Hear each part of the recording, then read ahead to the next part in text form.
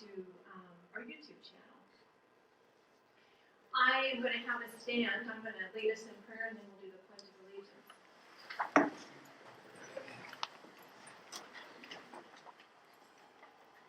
Our Heavenly Father, I just welcome you here into this building and room tonight with us. Thank you so much for the opportunity that our city, state, and our country gives us to serve one another. And help us just to keep in mind the value and the responsibility that comes with serving as a school board member. I pray that you will just minister to each person here as they need in their life. And ask that you would just relax each candidate that's up here in front of us. And just give us all ears to hear and clarity of mind as we listen, as we speak, and as we will soon vote. In Jesus' name. Do the pledge. I pledge allegiance to the flag of the United States of America and to the republic for which it stands, one nation, under God, indivisible, with liberty and justice for all. Thank you.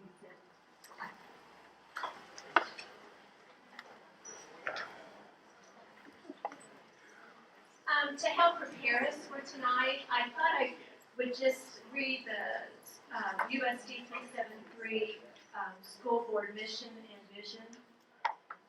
The mission states, the mission of the Newton School community is to prepare and empower our students to be contributing participants in a changing world. The vision, a school district identified as the place to be by building better relationships, improving teaching and learning, and utilizing assets and resources efficiently and effectively. We're very thankful for the candidates to come in tonight and for all of you coming together, because for us as an audience, it really helps us put faces with names. It allows us to ask questions ourselves and then to hear each of the candidates respond to the same question.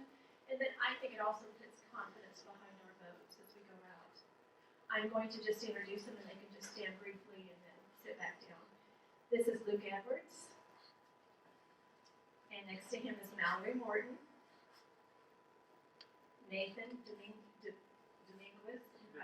Dominguez, thank you.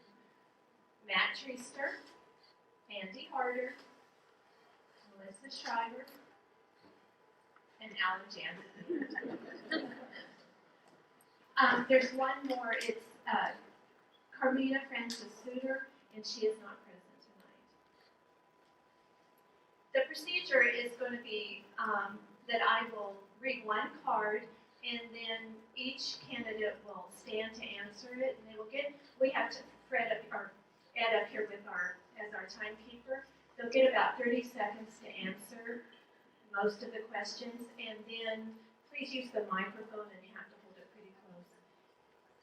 I will also rotate who starts the question. So the first time Ed will start, and then Mallory will start the next question. Our goal is that we would stop, by 8:15, and then that would allow you time and the candidates time to meet and greet. They also have flyers that they would probably want to pass out, and you can ask them individual questions at that time as well.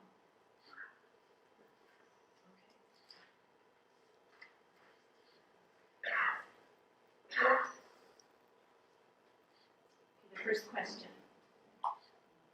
With 2 failed school bond votes, what is your stance on how to proceed?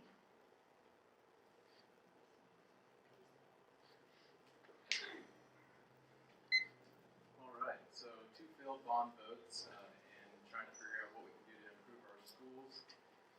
I feel like when you look at the results of the survey that came out after 2017, there were some things in there that citizens said they had problems with the 2017 bond. One, that it was too expensive, maybe that it was too vague, and then they also said things like maybe new leadership would help get this passed. And I feel like going into the next term, it'll be important for us to listen to the citizens, make it more affordable for everybody, make it very specific as much as we can, itemize the things that we're trying to accomplish with every dollar. So I think if we just show that we are listening to the citizens, taking their thoughts and considerations into mind, then we can get something passed. 30 seconds. Yeah. Moving forward, we have exceptional needs in our district that I wish could be addressed with just our capital outlay funds and the funds we currently have in our district, but that is not enough to touch all of our needs. So we're going to have to move forward with a third bond at some point.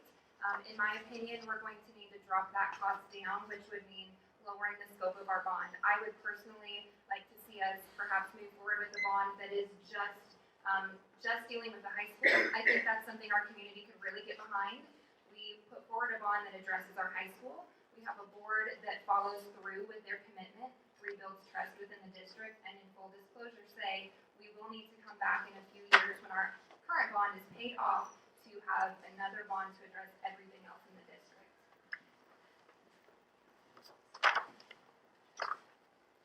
So I'm the type of person that sells it like it is. I think it was too expensive.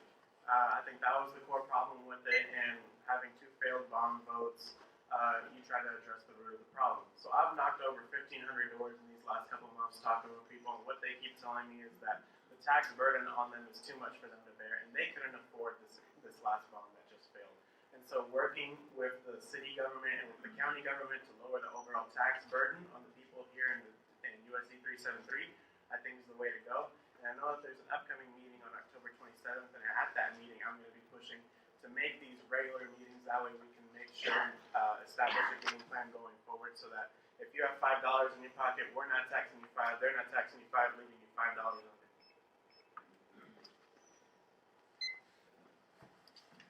As I've gone around and gone door to door, it's pretty obvious that people just felt it was too much money.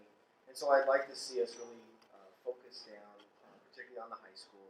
I think we can get a bond in the $20 to $30 million range and just fix those things that we need to get fixed at the high school, because that's the building that's 45 years old and getting older every day. So my thought would be just to focus on the high school with the next bond.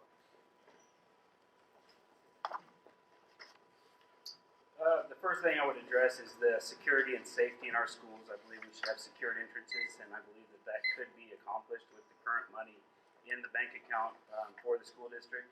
Am I holding this close enough?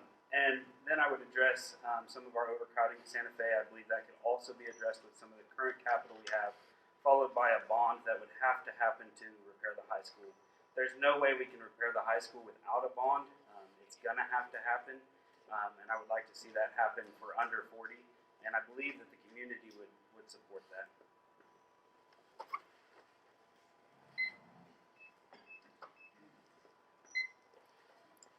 Yes, I echo some of those same thoughts.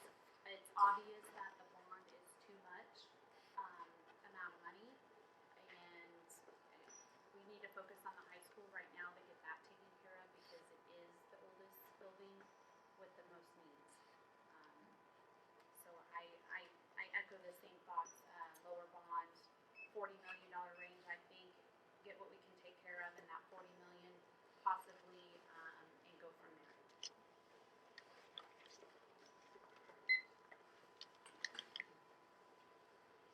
Like everyone else, I have gone around and I have visited with people, and I know that there were a lot of issues that pushed for the failure of the past bond. One of the things that I heard was our tax burden is too high, as Nathan mentioned. I think that we've heard that there were several issues, about 5 or 6, but I wonder if maybe one of the things we shouldn't consider is perhaps looking at waiting 5 years until we get close to the expiration of the current bond, and in 5 years run another one, plan for a year, and then run it. At the same time, we have air conditioners that are going to fail. Perhaps we can draw down on our reserves and then build those back up as they fail so that we can pay them off in a timely fashion. Part of the board's vision statement states, utilize assets and resources efficiently and effectively. How might you pay off our last bond? I'm sorry, I guess I'm not really trying. How might you help pay off our last bond? Our current bond? The 2007 bond.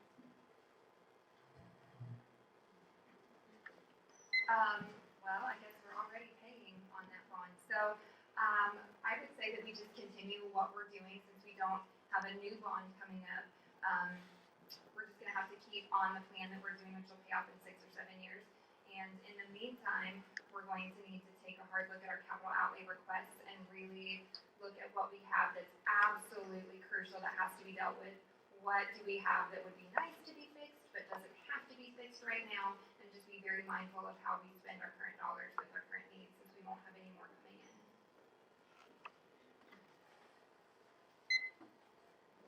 So I'm just going to echo necessarily what Mallory says, the fact that we're already currently paying on the bond.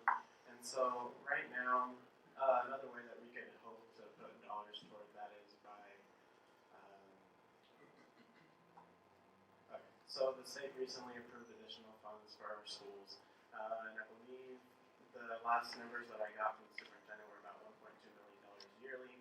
And it doesn't have to be a lot, but any move that we can make to show everybody here that we're being fiscally responsible with our funds and then directly communicating that with you, I think is of utmost importance. I think it should be a priority of the board moving forward as well. I must say this feels a bit like speed dating. So, I think what everyone has said so far, we're continuing to pay on the debt. And I think the thing that we really need to look at is how we can capitalize it. We are having problems with it, so that's going to be one thing we're really going to have to focus on. But just be judicious with our money so we can continue to earn the trust of our citizens. I'd like to see us continue paying the way we're paying.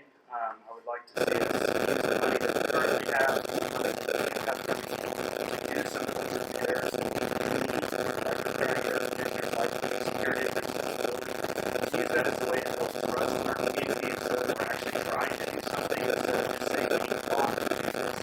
I think if we can build that trust back in the community, it's much easier to pass that on.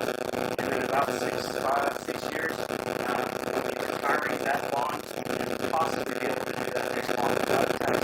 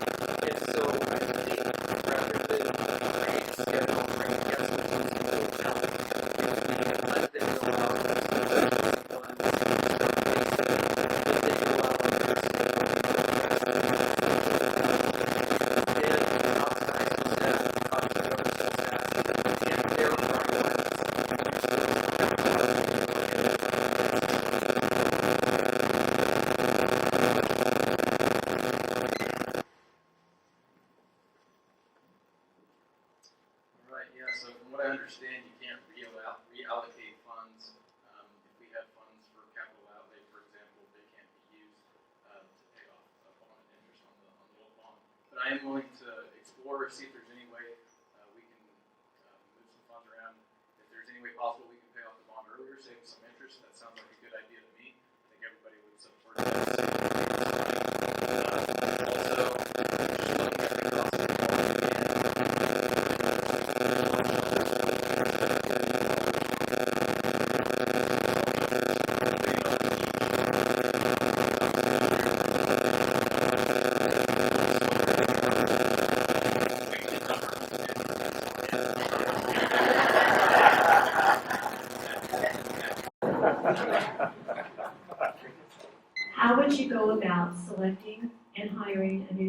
Superintendent, would you abdicate your personal power to the Kansas Association of School Boards? Can I ask for clarification? So by abdicate, you mean like having an input, or what? I'm not understanding that.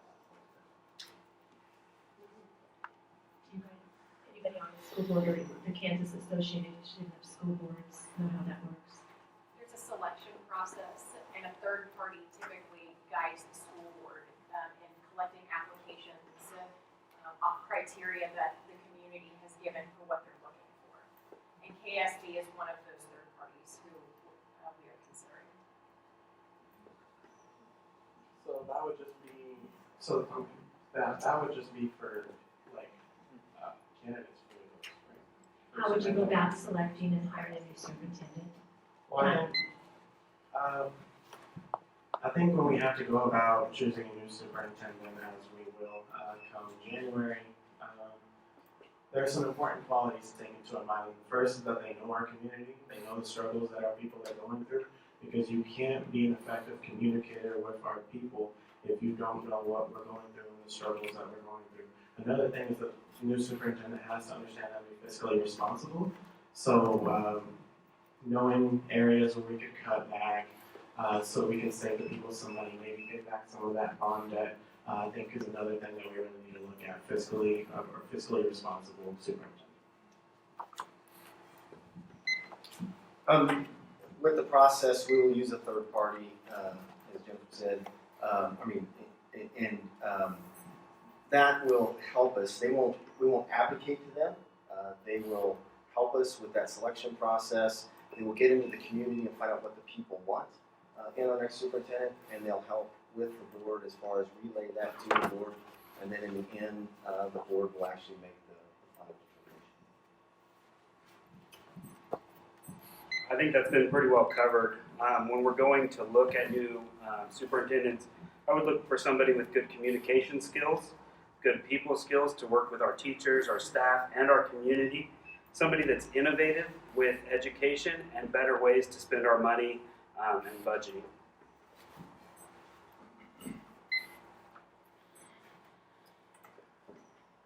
So, like Andy, I would look at the candidates that are given to us for superintendent to choose from. Look for strong leadership, savvy budget knowledge. They're a good fit for our district.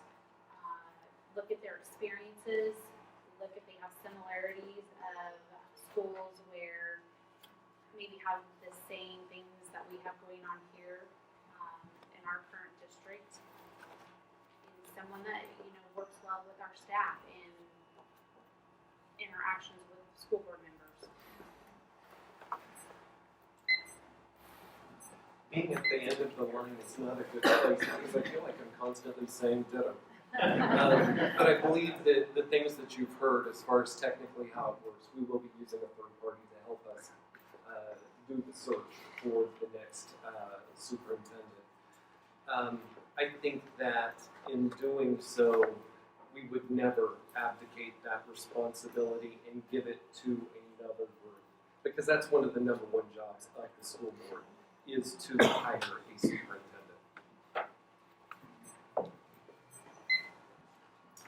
All right, so sounds like we're going to have a third party help us out with the search. That's good. I'm glad that we have the final say on who we pick. I'm excited for the opportunity. USD 373 is the largest employer in Newton, Kansas, so it's a tough job. Got over 800 people that you're ultimately responsible for. So I'm looking for somebody that's going to make me feel confident that they're going to hold our highest levels of administration to a high level of accountability. And I think that's going to trickle down, and we're going to see a lot more positive experiences in USD 373. So this is a little bit of a tricky question just because of the timing. As it's been stated before, a third party will be used to kind of collect some applicants and bring that forward to the community and to the school board. The current school board will actually be the ones who decide which third party they're going to use. That discussion and process will begin taking place at Board of Education meetings this month.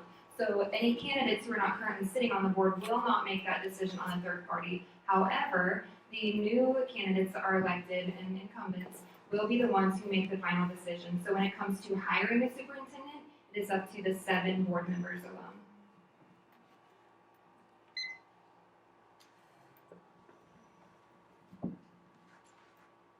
If re-elected or newly elected, how important would it be for you to examine why enrollment was down approximately 42 students, with nearly 2/3 lost to the Summit Learning Program and the remainder to other reasons?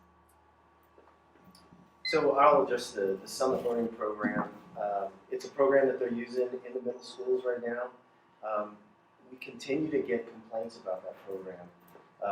We need to reevaluate it, look at it again.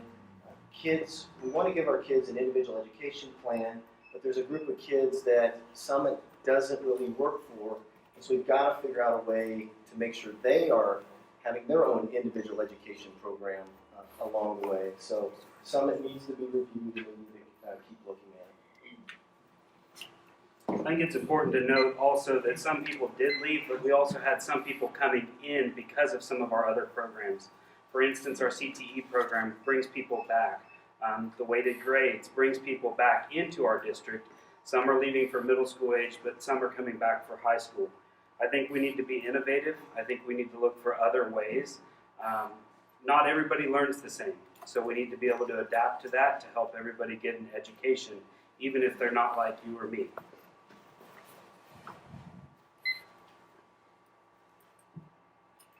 In regards to Summit Learning, I think it is important that we realize not everyone does learn the same way and how that affects the students with that curriculum. The parts of it that I like as a parent that had a student in it last year and is in it this year is it helps them learn to take notes, which is really important in studies. So I do like that part of it. I'm concerned with the pressure that it puts on the kids and the screen time that they receive on that. Middle school years are already stressful for these kids, and I feel that the summer program adds to that stress at this age.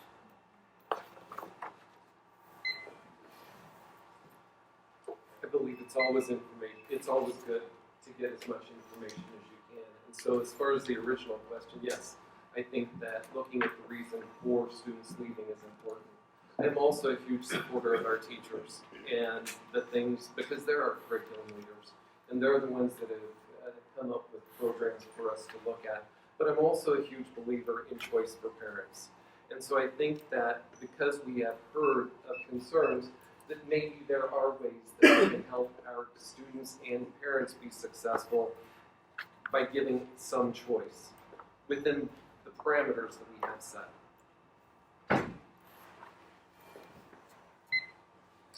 So as far as students leaving our district, this is actually one of the questions I had for Dr. Ham, is if there's a document that shows exactly how many students left from whatever school, and if we have been able to track reasons why. And they track that at the building level, but as far as I know currently, there's not a single document that's held. I mean, it would be anonymous with names, but this is something I'd really like to see, is more feedback. When a student leaves our district, we need to know why. And if there's good reasons there, we need to be solving those problems. Going forward, well, if you want to talk more about Summit, talk to me after this.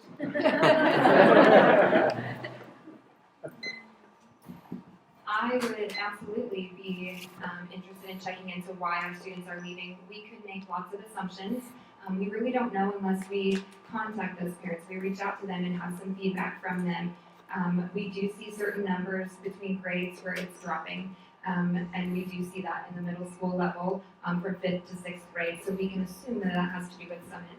I think we need to do a better job of communicating and reaching out if we can to talk with our parents, but I would like that to happen before they leave the district. If we're hearing complaints, if we're hearing problems, let's work with them before they leave so where they can hopefully stay and hopefully their kids can get the education that they're needing.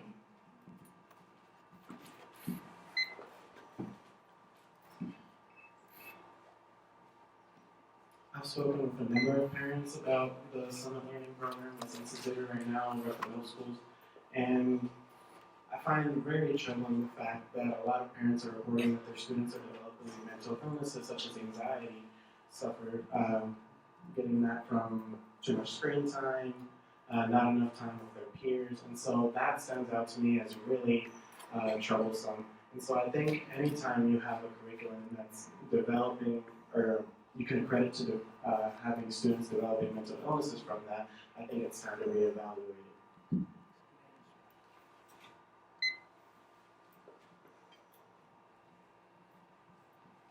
According to the data from the Kansas Department of Education, Newton schools rate mostly C's and D's, taking into account free and reduced lunches.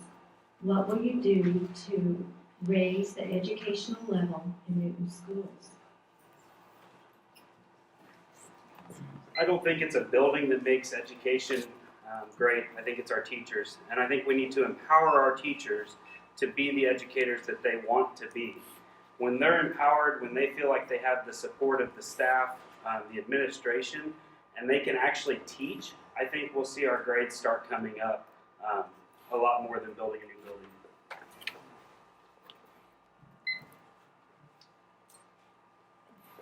Yes, I echo some of Andy's comments. It is our teachers that make the difference, and allowing our teachers to be able to teach the way that they teach best is what is important for these kids to learn and be successful.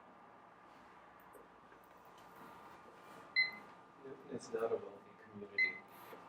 I am in schools all over the place, and I know that the challenges that come with a high number of free and reduced children is a challenge that we have to face. And it's not all money. It is our teachers. We've got fantastic teachers here, and we really do. I am in the buildings a lot.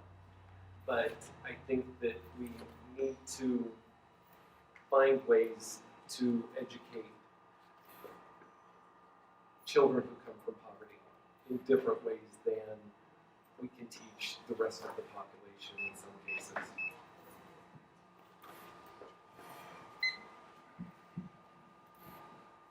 So I like that the focus has been about teachers, and I think right now we're currently seeing a lot of good teachers leaving, whether it's due to early retirement or whether they're going to greener grass in a different district. And so teachers, yeah, they're going to have a huge effect on your students' learning, so we've got to make sure we're keeping the best ones here, that they're not leaving earlier than someone else. So we need to make sure that we're showing them that we appreciate them, whether it's their pay. And I do think the facility that they walk into is a part of that too. If you're a science teacher and you don't have gas lines that work in your lab, if you have electric breakers that are flipping every time you run a hot plate, that affects you too. Maybe you want to go to a school and feel more supported than you have more equipment that's working. So yeah, backing up our teachers is a big part of improving education. So I will echo the statements of supporting our teachers. We have phenomenal teachers in this district. They have a lot on their plates, a lot of things that they have to handle. So I think we need to support our teachers. They need to be allowed to teach individually to their students, to their classes, in the way that those students need to have their needs met. We have to support teachers to where they are in control of their room. We have a lot of behavioral issues within the buildings, and I think teachers need, since they are in there with those kids every single day, they know them best. We have to trust our teachers to do their job without micromanaging.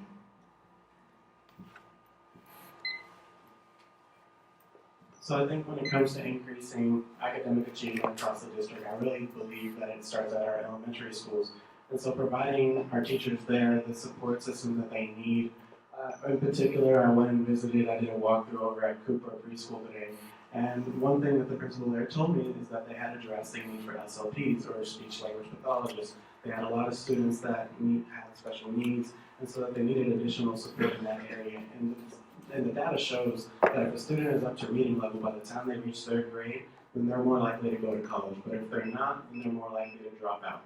And so I think we need to make an effort to put more resources into our elementary schools. And I think that's the way that we increase student achievement.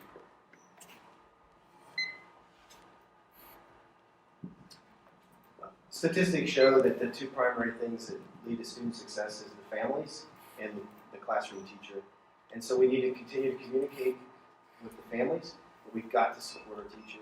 We've got to make sure that we're not putting burdens on them from district office, that the district office is supporting them. It's incredibly critical, and that's one thing I hear from staff and faculty, is that the district office is pushing down programs and things on them, but not supporting them. So we need to support first.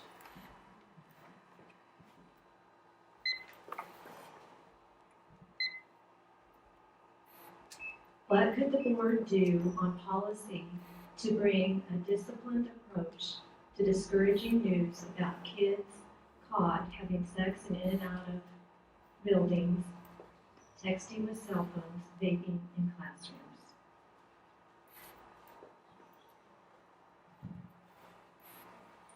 Well, as a parent and potential Board of Education member, I would hope that we would stress the importance of not doing drugs and alcohol in our schools. I have not seen in the middle school level a, say no to drugs, say no to this, say no to that in our schools. I think it would be important to have that in our schools as a reminder for these kids that they're not old enough to be making these choices at this point in time in their life. All of the issues surrounding sex in schools, use of illegal drugs, vaping, etc. We're seeing a rise of all of those things in our schools and at a younger age. And we hear that from our resource officers, that this is happening. And so I think that we need to have a community approach to working with this, including parents, in finding ways that we can educate our children appropriately for the grade level that we're working with.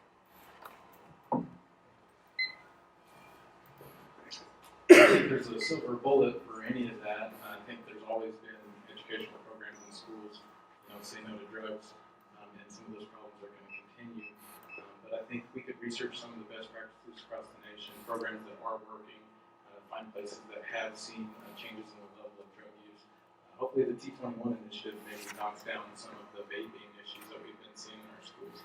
And I'll be looking for positive results from that. But yeah, we can do some more research, see what's out there, see if there's some programs we can implement to lower those problems. So we all know that these problems are increasing, like it has been mentioned before. That reflects what's happening in our society, not just our schools. We have phenomenal kids, but sometimes they don't make the best choices. I think we need to maybe look at how to communicate with parents at an earlier age and say, here is a way you can talk to your child. A lot of parents might not realize how to approach that subject, what to say, or that maybe it's an issue at that age. When it comes to policy, we do have some strict policies, and we have guidelines in our student handbooks and our staff handbooks of how to handle certain situations. And we need to make sure that our teachers and administrators are following the policy that's already laid out before them. I think most everybody up here is in agreement in that sex, drugs, and alcohol are they're not okay at school. And so when it comes to this kind of stuff, I think that it really does start in the home, having parents that set strict rules on usage of those things is important. And so I think from the school district level, I think we need to have an increased focus on bringing parents and having them be active in our schools from a young age, so that their students show that the students see that their parents are taking an increased approach to their education and knowing that they have strict guidelines on what to follow, and that the parents care about the students. And so for me on this issue, I really think it starts at home, and having parents be active in our schools is a way that we can help move that forward. This year, the high school started Life of a Railer, and that is to use positive peer pressure to help kids make positive choices in their lives when they deal with this type of thing at the high school level. We'd like to maybe take that and move it down then, and age appropriate for middle school and even elementary school kids, because we want the kids to feel pride in themselves, pride in their community, and pride in their schools.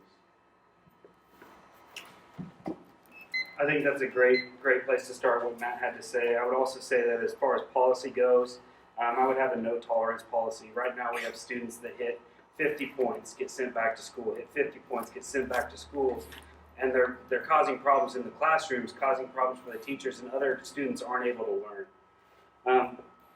I'd also hold people accountable and have true discipline. Again, holding those people accountable, getting their parents involved, and we have an alternative school that would be another option for them still to get that education or online learning.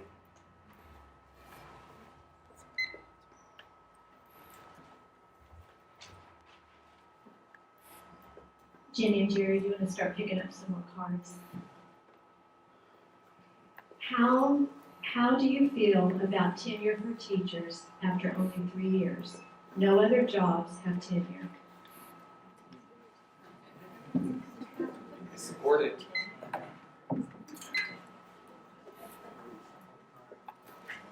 Is it too much time?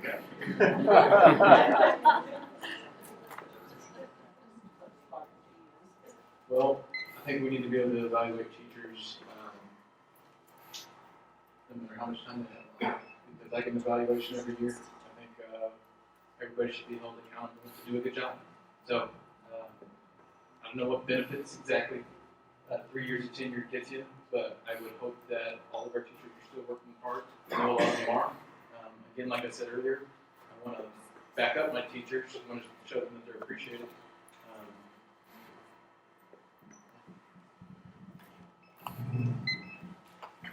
I think we do, like we said, we need to be able to evaluate teachers, no matter how long they've been with the district.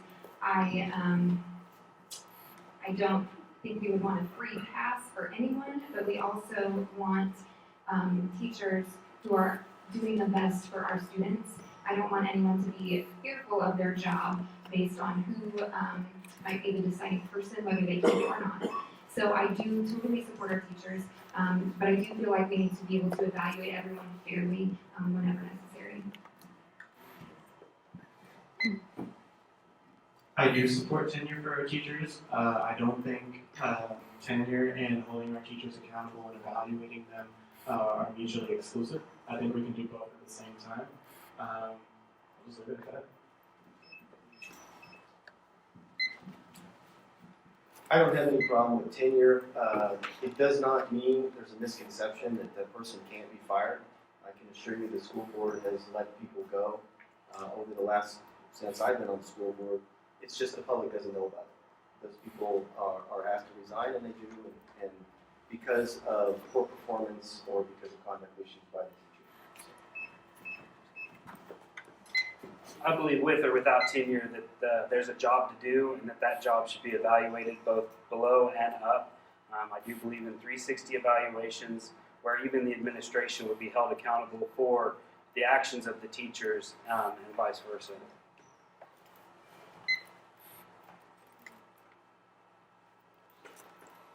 I'm not opposed to tenure, but I do believe that we should all be evaluated in our jobs. When I am evaluated in my job, it's not a negative evaluation. It's a conversation of how you can do better in your job. What do you need to be successful in your job? So that's kind of how I look at that. But we do need to be able to evaluate our teachers, our administrators, all of them.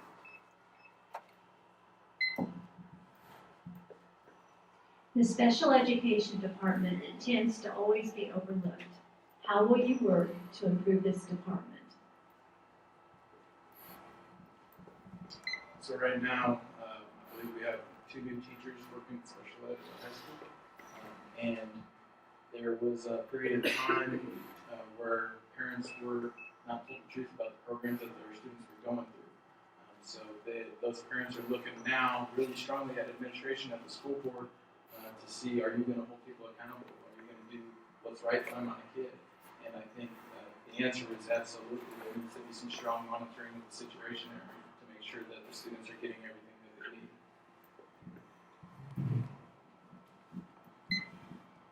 they need. So I would say all of our children are vulnerable at times. Our special education children could almost be the most vulnerable of some of our children at times. There have been some major problems in that program, and now that we are aware of that, when you know better, you do better. So I think there will have to be some extra time and emphasis put on that. There will be some trust to be rebuilt. There will need to be communication with parents.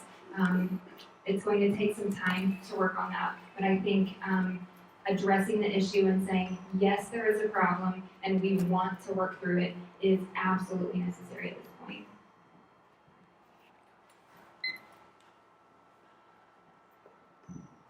So we do need to make improvements to our special education system within the district, and I think where that starts is asking our staff members, where can we improve in this area?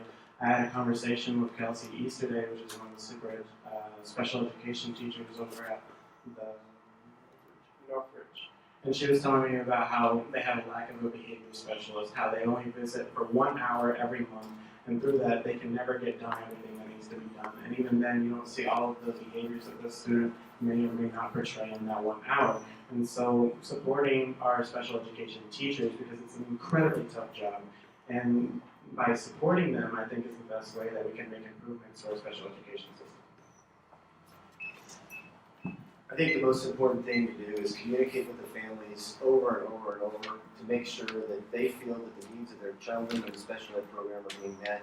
And we do have a job to rebuild some trust with our special education parents, and so it's very critical that we do that. And we do that by communicating with the parents and supporting the teachers in the special ed classrooms. I believe that if there's a problem that we've identified, we need to work on it. I believe we can work on that by holding the administration accountable for what's happening in their buildings. I believe that everything should start there and in there. Highlight the positives that's going on in our buildings, and again, that should be an administrative job to be bringing that forward, to highlight that in the community, build that trust, and show that we're working on these things that we need to be working on to build that trust back in the community.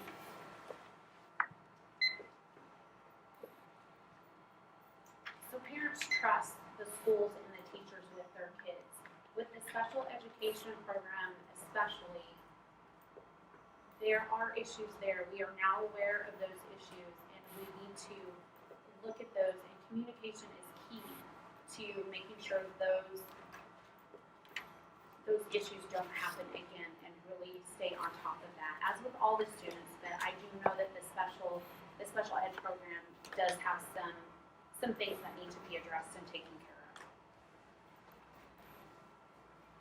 As Melissa mentioned, I think communication is key.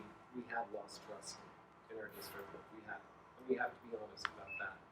One of the things that we've done to try to help regain some of that is set up a special education advisory council, a parents advisory council that helps us gather information and know what's going on. We have also worked with an advisory program, so if parents don't know what their rights are, they have an advocate outside of the schools that can work with them and help them advocate for the needs of their child as well. But there are issues that we are continuing to work on, and we need to.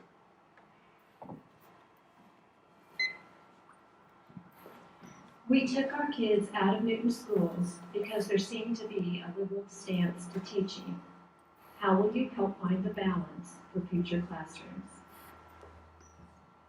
I love it when we get an easy one and it's my turn first. I'll be real honest with you. I'm one of those people where I feel that politics don't necessarily belong inside the four walls of the school. I know there will be discussions regarding our history of our country. There will be topics that will be age appropriately, hopefully discussed. But I do feel that politics are best left at home and outside of the schools. The role of the schools is to educate children, and I do not believe that that needs to have a political slant either way. I believe it's current board policy right now that teachers are not allowed to express their own political opinions within the classroom, and it needs to stay that way. Right now, I know that students and teachers will have discussions regarding current events, but those should always take place from a nonpartisan beginning. And so, just keeping politics and education separate. You can teach about current history and current events and what our country has done in the past, but it should always be from a nonpartisan perspective. I agree with what's been said. Try to keep politics out of the classroom. I know there's a teacher at she's a middle school that does a great job of trying to make the kids guess at the end of the year which political party or what is his political leanings. And it's ingenious. But he always plays devil's advocate with the children so that they never know really where he is. And then at the end they get to guess. And he tells them on the last day of school. So that's the kind of attitude we need to have. I agree with what Matt had to say. I don't believe politics belongs in our classrooms. We should be educating our kids without having that interfere. So I'm going to take a line from Alan and say ditto. Politics shouldn't be in our classrooms. There's a difference between being political and current events. So a lot of times we will have discussions about current events, and I think that's okay if it's facilitated in an appropriate manner. Can I say ditto again? I think we all agree that schools are a place where children learn, and they learn both sides of issues. They don't just learn one side of issues, and I think that's the way we need to keep it bipartisan or non-partisan view in our classrooms. So my hope would be that this is an isolated incident, and I would hope that we would hear about this kind of thing happening before somebody pulls their kid out of school, because no matter what your political views, I don't think that should change the curriculum and the way that you teach. Again, it's kind of like what Mallory was saying with the summit or any other reasons why kids are leaving our district. I would hope we could find out about these kind of things, address them, and keep these kids in the classroom.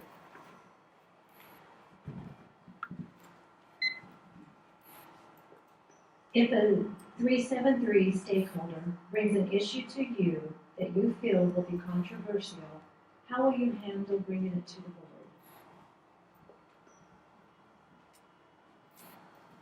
I'll just simply ask for a discussion. I don't think any discussion is controversial. Well, they're controversial, but they shouldn't be what holds us back from making further progress for our students. And so simply having a discussion is never a bad thing, and it doesn't even behold us to committing to making any further moves on that particular subject. But for me, don't be afraid to talk to me, hold me accountable. I'll give you my personal phone number. You can text me, call me about any issue that you guys have, and it'll be that way throughout my entire tenure on the school board. So I want you to know that I'm here, I'm open to your concerns, and don't be afraid to reach out. I think there's a couple of steps anytime you want to bring something that might be a little bit controversial is, one, you want to talk to the board president, kind of let them know that you might bring it up. But also, if it's something that it might be helpful if there's background information available, let the staff know in advance, because it's hard for them to answer those types of questions if there's some kind of detail that you need that they can research before we actually have the board meeting, so the information is there for everybody, so that it's kind of an open, even, fair conversation. I would invite the discussion to happen. There's 7 members on the Board of Education. I believe that in order for that to happen, that there should be an opportunity for both sides of the discussion to have their say without getting nasty about it. There's too much of a divide in our community right now, and I want to see that come back in so that we can sit at the table and have a discussion without driving a wedge between us and then not being friendly to our neighbors anymore.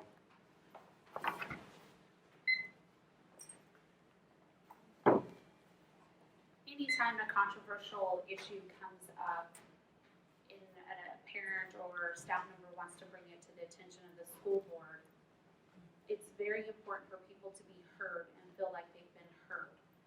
So in that respect, we would have a discussion about it with all the board members coming together so that we can hear the circumstances of what happened and benefit the other side, like Andy said. But communication and actually hearing people, I think, is where we need to be. From the standpoint of protocol, I think, Matt, obviously your years of experience on the board have trained you well. That's the way that it should happen. Talk to the school board president and make sure that both sides, or informate, staff is aware of the issues and everybody has a chance to be heard as far as both sides. I do agree with Andy too, that right now we've seen that at failed bond, we've had other issues that have divided the community, and we need to heal. We need to have conversations to bring the community back together. All right, first and foremost, don't bring up anything controversial within a month of an election, okay? I'm trying to get very bad. But if you need to do that, I understand this. I mean, you have to listen to your constituents. I mean, these people, we're all taxpayers here, we all live here, this is our community. So if they have a concern that needs addressed, I mean, you gotta find a way to bring that up. But just emphasize that it be healthy discussion, and have a plan for where you're gonna go forward from there. Make sure that the discussion is productive and doesn't get nasty. Andy will say.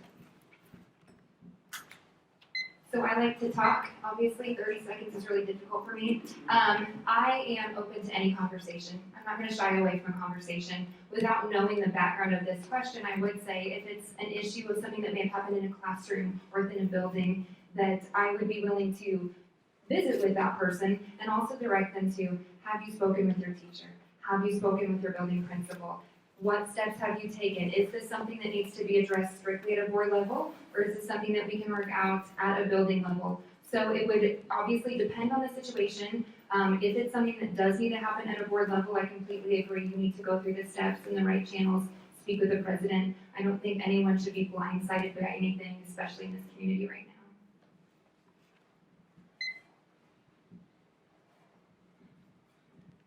What is your approach to personal learning about things you don't know about with the complexity of education and your role as a board member? And the second part is, what is the significance to you of supporting all students to reach their full potential? I'll go with the first one. Okay, 53 Yeah. Because I was my initial answer was, I'll ask my wife.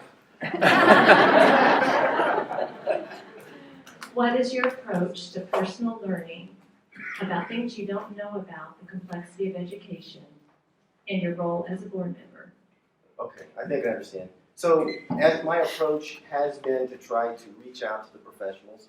I'm not a teacher, and I know that there are things that are very education specific, and so I reach out to whether it's faculty, staff, administration, wherever I think I can get the answer, and I don't just go to one person. I'll try to get multiple views on a topic. So you got to look at the professionals that deal with this day in and day out. Whenever I ask a question to somebody inside of our district, I always check with somebody else and somebody else on the outside. I want to get a well-rounded answer and fact check everything that I'm hearing. I'm always learning. I went back to college. I'm not sure what I was thinking with that one, but it taught me that online learning is a thing, and how does that work? How are our students faced with that? What does it do in the current environment that we're facing in this world? I want to have discussions with people, and I want to learn things that I don't currently know. I'm willing to ask those questions and seek out the answers.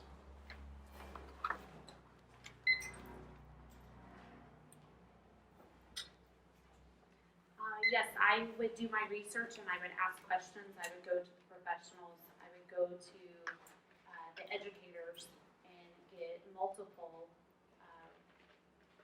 input back from different avenues in education to be able to become more knowledgeable and understand some of the things that do go on that we're not aware of as a community member or a board member, new board member, or just individuals. As an educator myself, it's sometimes easy for me to rely on some of my own knowledge, but I have to be aware that I don't know everything out there. I'm actually more of a generalist when it comes to preparing teachers. I know a little bit about a lot of things, which makes me very dangerous. And so I agree. It's asking the people who really know about what's going on. It's asking the teachers, asking our professionals, and asking our community members.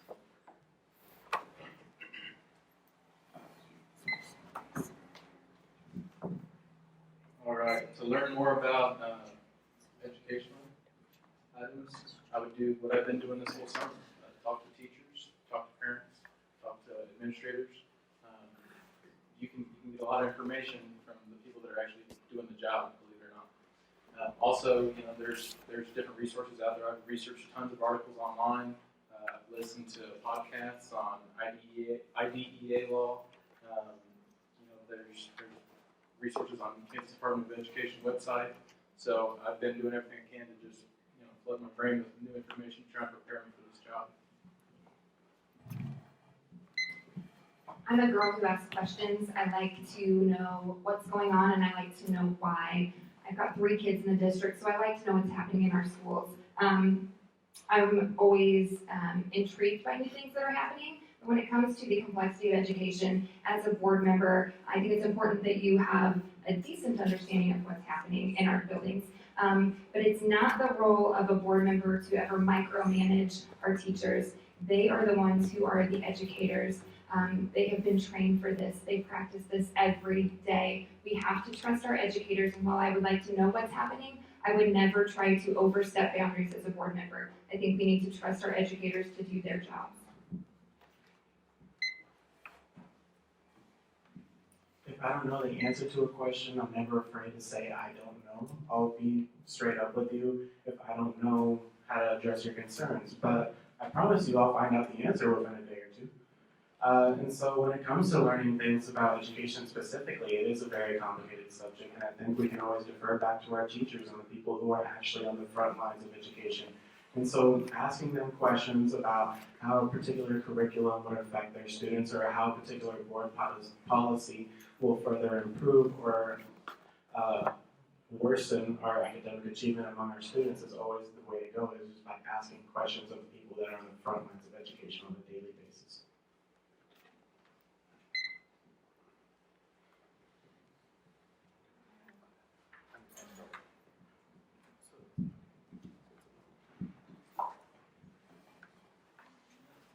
What do you consider to be your top priorities as a board member?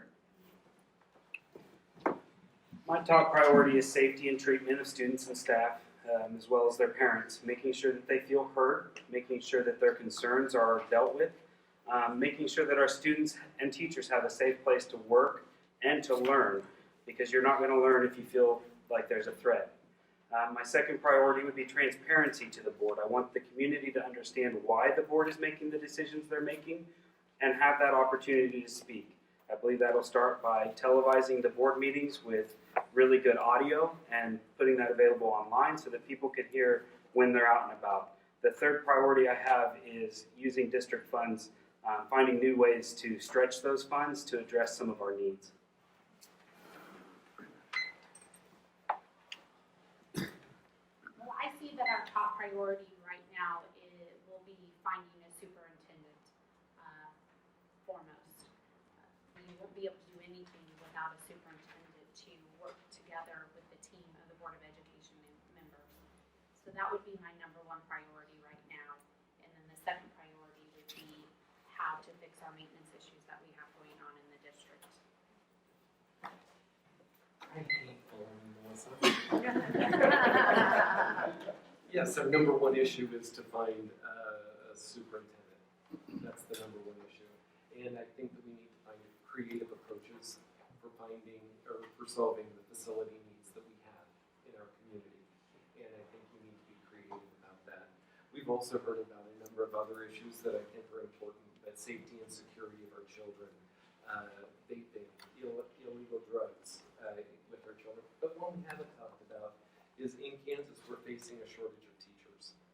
And we need to find ways to compensate our teachers fairly so that they want to come teach and work in the Newton schools.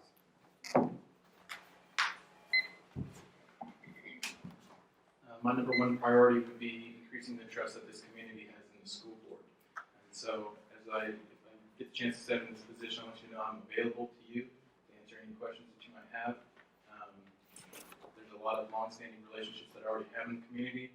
Talk to those people that know me. They know I'm going to give you a straightforward answer if you have a question for me. And the number 2 priority I have is ensuring that our special ed students are getting a quality education and quality care while they're in our schools. don't have an agenda per se. I do think the most pressing issue that our board's going to face is hiring a new superintendent. That is going to guide our district for years to come, and that will be a huge piece that we need to tackle first. As far as some things that I hope to advocate for, it would be academic and social success for all of our students.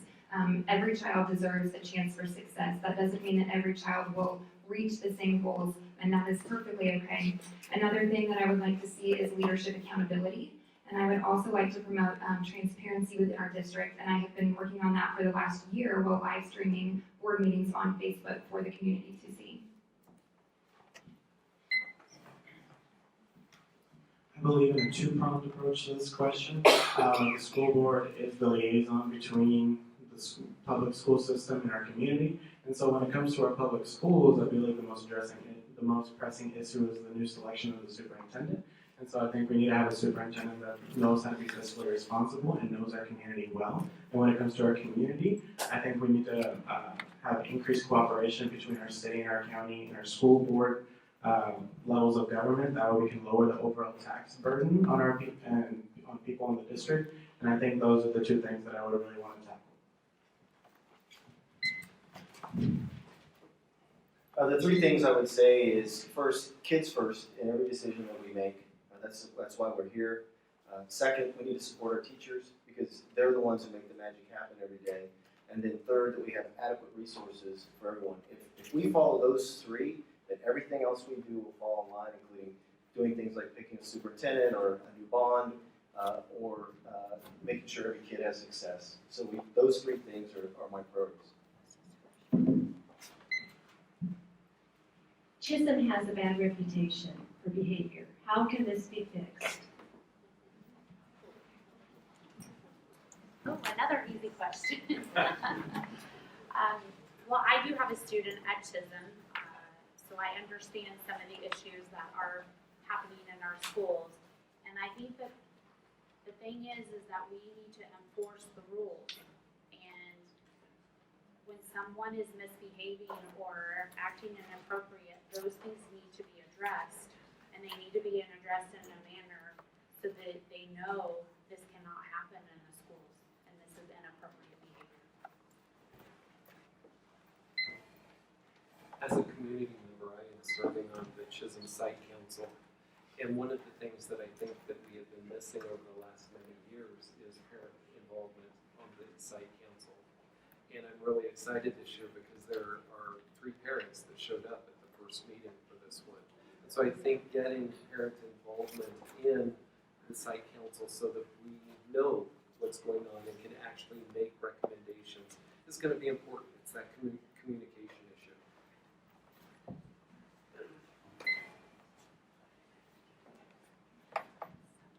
So Andy talked earlier about students hitting 50 points and they're back in the classroom, 50 points and back in the classroom. And one of the things that I've learned about that's going on in schools right now is a program called Trauma Informed. And I'm not sure that we're handling that instruction as well as we could be. So there's Trauma Informed means understanding that these children do have problems at home that are probably influencing their behavior. But some of these children also, they need boundaries probably as much, if not more so, other students. So we need to figure out what the next step is beyond trauma informed. Trauma responsive is an option, and just make sure that we're still holding kids accountable so that they're not disturbing the education of other children in the classroom. I would echo a lot of things that have been said. I think middle school is a tough age. It's a tough age for kids, but we need to talk with our kids in this building and say, here are the rules that we have, and here are the expectations that we have for you. And they are not unreal expectations. We believe that you can follow these rules. And if you do not, here are the consequences for your actions. I think we need to teach and display accountability for our students, and we need to have accountability when it comes to our leaders and our teachers and our administration, that they are supported when they need to go ahead and follow through with those disciplines or consequences.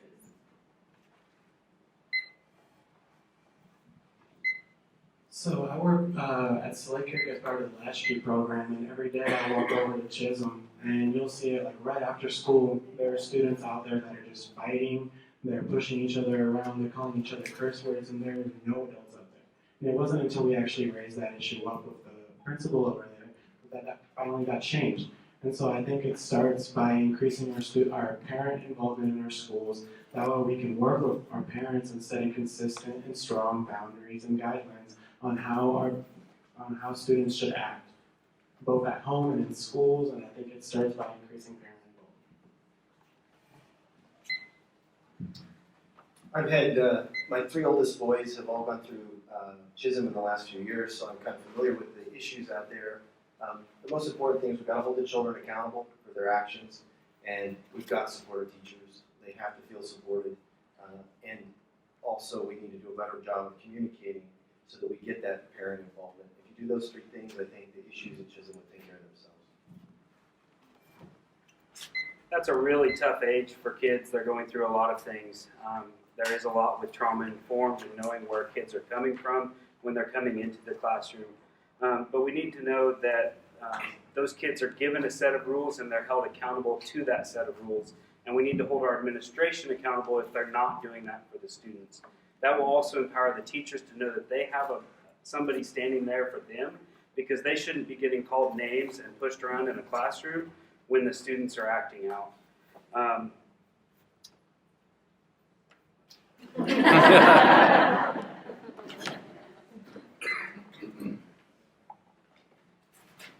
Socialism is defined as government ownership of nearly everything.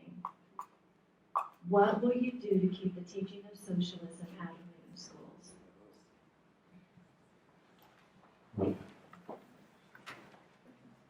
This is maybe a little bit like a question about religion, and I think the challenge there is it is a form of a government, and so I think that there are places where it would be appropriate to be taught as a type of governmental,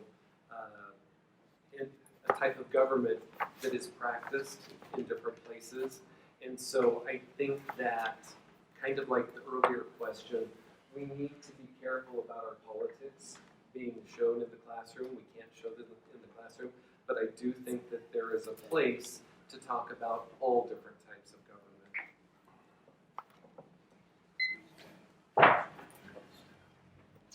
Again, I agree. This is kind of like the political question earlier.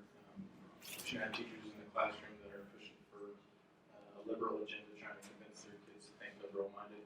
I don't think we should teach our kids that socialism is the way to go. If you're teaching about socialism, that form of economy, if you will, or a form of government, whatever you want to call it, yeah, there's some history lessons there. You need to be able to show what capitalism is, you need to show what socialism is, you need to show where communism existed and why, and why we're doing things better here in America. So that's all part of the educational process. I tend to agree that there may be a time to talk about it. I think we need to figure out, are we talking about it and teaching about it as a form of government, or are we going off task and going off into that conversation where maybe that's not where that conversation needed to go. I think when it comes to education, like I said before, politics need to have their proper place, and I don't believe that's technically within the 4 walls of our buildings. So I think we need to, when it comes to our education, we have curriculum, and we, for the most part, need to stay on task with that.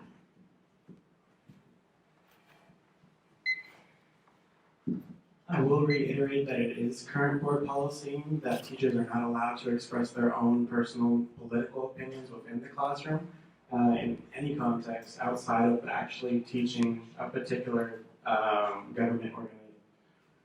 a way of organized government.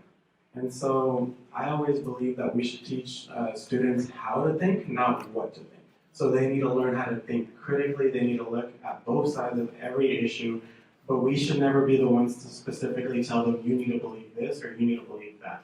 We should always teach them to think critically and look at everything an in-depth perspective. I agree with what's been said. It's akin to the politics question. It's okay to teach it when it's taught in an association with other forms of economic economies within the world, but it shouldn't be pushed on children as pro or against. I believe that that it's important for students to learn the differences, both pros and cons, but I also believe that politics should stay out of our schools and out of our Board of Education.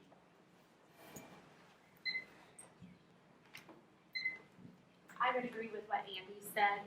There is a difference between teaching types of government, types of economics, but politics from a political standpoint should not be in our classrooms. We'll be wrapping up within 5 or 10 minutes, so if there's any last cards, could Jenny and Jerry please get them?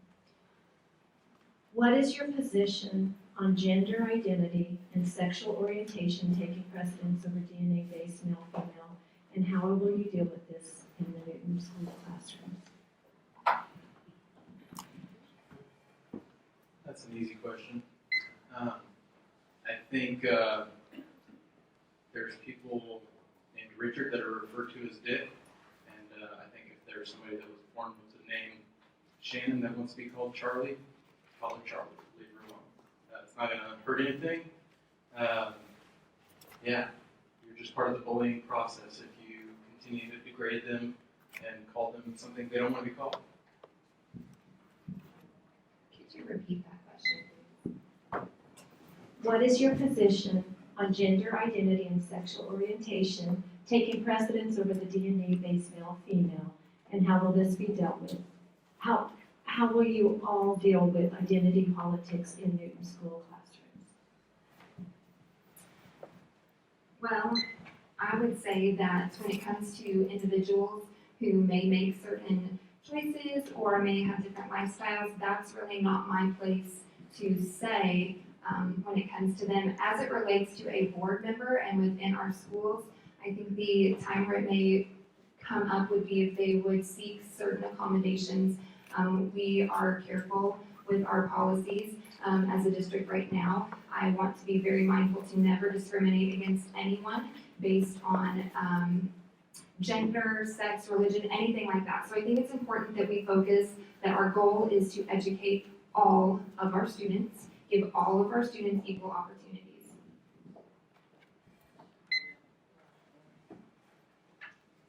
I'll echo what Mallory said on this, and that our goal should always be to educate all of our students and provide them all with opportunity.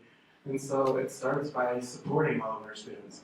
And the statistics show, and data is very clear on this, that when you support all of our students, they achieve higher academically across every grade level, and they go on to live longer, healthier lives. And I think we always should move forward with moves that would further academic achievement, and supporting all of our students is a key way of doing this. I agree with what's been said. We just have to support all of our kids, no matter who they are and how they identify themselves. We just got to support each other and not be divisive, and continue to accommodate as we can, but also at the same time make sure that there's the other side of the coin is treated as fairly as well. Whether I agree with it or not, I firmly believe that every child that comes into our buildings deserves a good education. I believe that this situation has come up before and that it was dealt with very properly by the school by finding alternative methods to accommodate that student so that they could have the education that they deserve.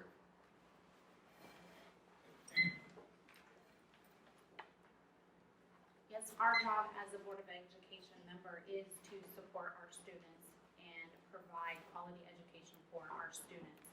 And I echo some of the other things that have been said. Our job is to educate these kids. Matt said earlier that we need to put children first, and I fully believe that we do need to put children first. We don't get to choose the children that we teach. We teach all of the kids, and we teach them where they're at. And so making accommodations is important.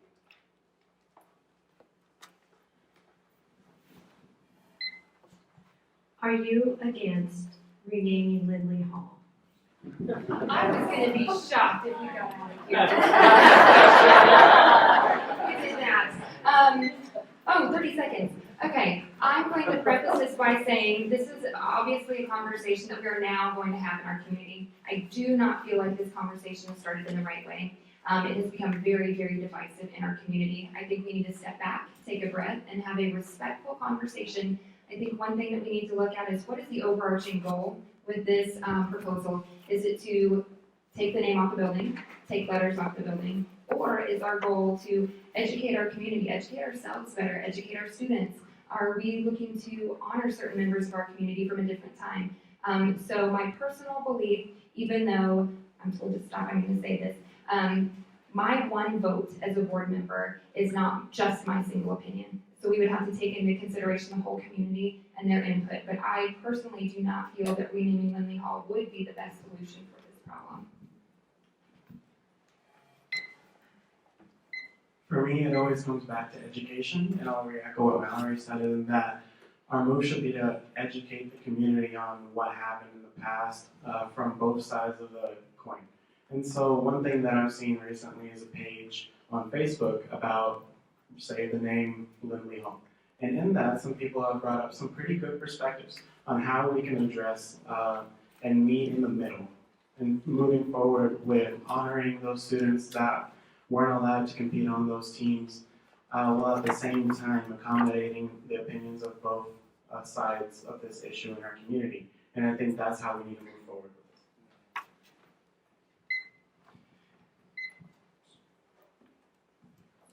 this. I think this has turned out to be very divisive and quite a distraction. We just came off the bond, which was also very divisive, and so I thought this was very troubling. The timing of it was very suspect.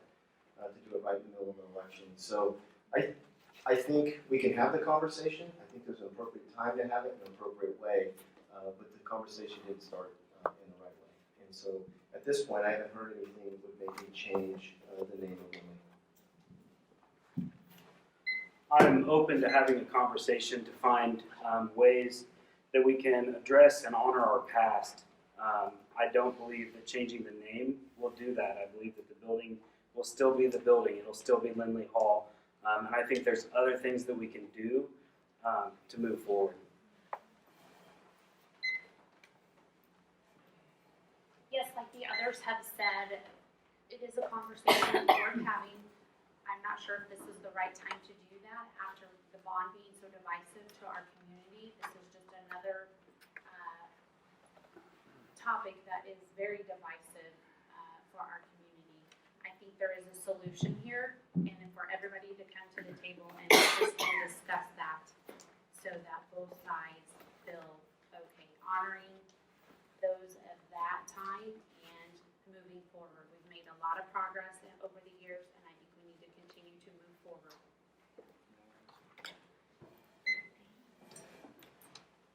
We're talking about a time in history that is something that was a challenge. We didn't realize it at the time, but we did a lot of things that hurt a lot of people. And I think as a community, as we've heard, we should have conversations. Myself, I would be looking for a both and type of solution where we know where we came from, but we can also honor the people that were discriminated against in the past. And that's what I would look for. So I think the cat's already out of the box on this one. So I would hate to see us just table this discussion and put it away now that it's out in the open.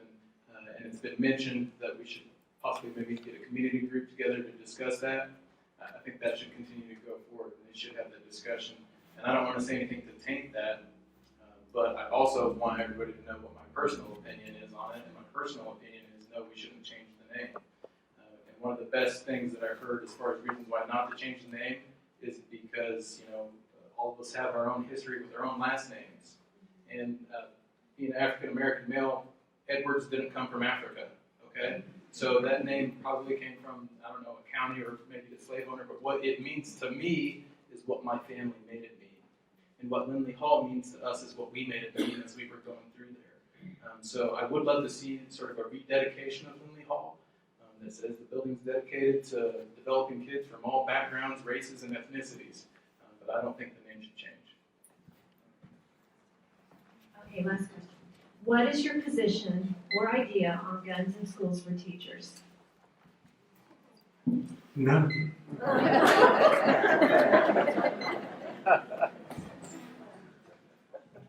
I think it's a possibility. I think depending on how the teachers are trained, if they are prior military or prior law enforcement, there's nothing that will stop a gunman quicker than someone else with a gun. And so it's a possibility, but that person would have to have training and would have to have a background.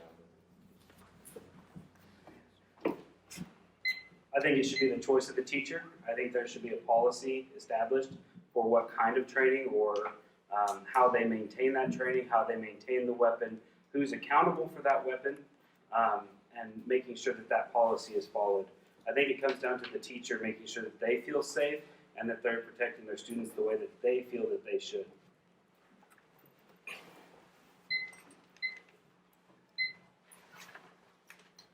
Yes, it should be up to the teachers to decide if they want to take on that responsibility. However, there does need to be some training. There needs to be some guidelines on that.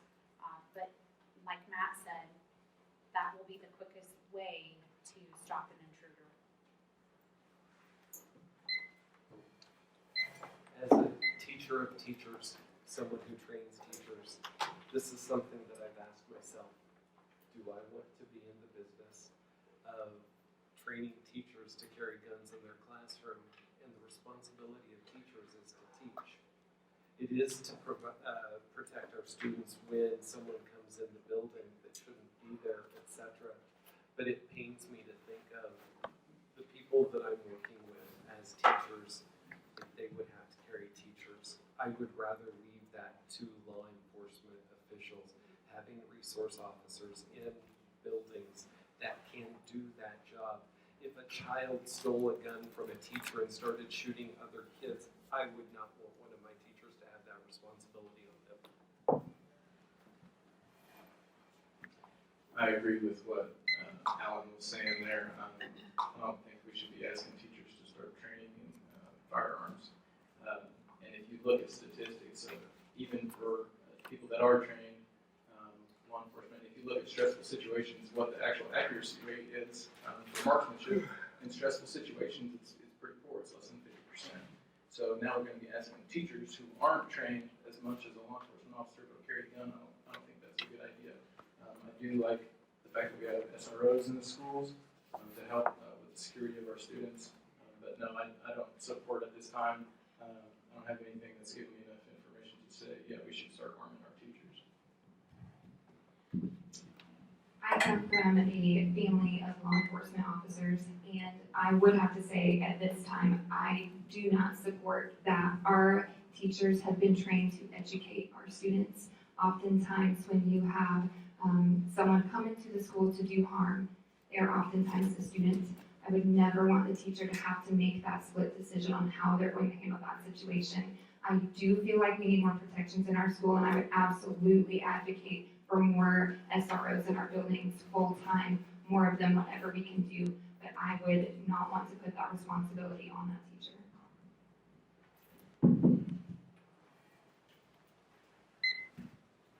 You did it. It's over.